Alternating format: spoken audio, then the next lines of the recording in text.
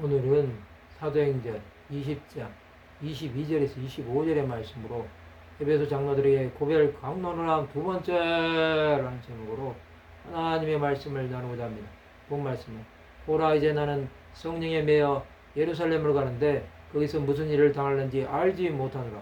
오직 성령이 각성해서 내게 증언하여 결박과 환난이 나를 기다린다 하시나, 내가 달려갈 길과 주 예수께 받은 사명 곧 하나님의 은혜의 복음을 증언하는 일을 마치려 하면은 나의 생명조차 조금 더 귀한 것으로 여기지 아니하노라.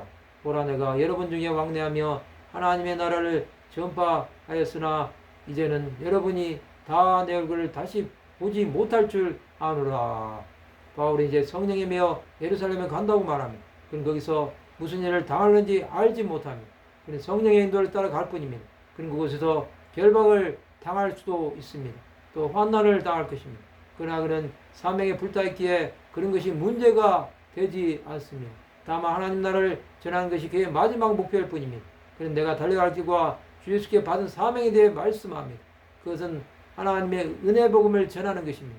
그는 그것을 마칠 때까지는 자신의 생명조차 조금 더 귀한 것으로 여기지 않았습니다.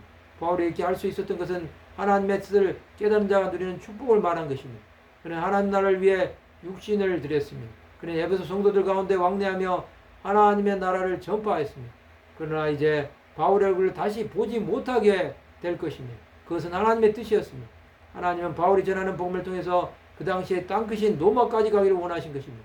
바울은 이제 고난이 기다리고 있습니다. 그는 로마로 가는 길까지 나머지 선교 일정도 감당해야 합니다. 이제 그는 높은 자에게 복음을 전해야 합니다. 그는 임금과 총독들에게 복음을 전함으로 하나님의 뜻을 온전히 이루어야 하는 것입니다. 바울의 일정은 하나님께서 직접 주관하십니다. 그가 행하신 놀라운 일은 이제 널리 알려지는 것입니다. 사도 바울은 에베소에서 작별 인사를 하면서 하나님의 역사를 그들에게 전한 것입니다. 그는 오직 예수만을 전함으로 하나님의 뜻을 이룬 것입니다. 그는 에베소 안에 하나님의 이름을 높인 것입니다. 그러면 우리는 어떻게 살아야 할까요? 하나님의 일에는 심이 없다는 것을 알아야 합니다.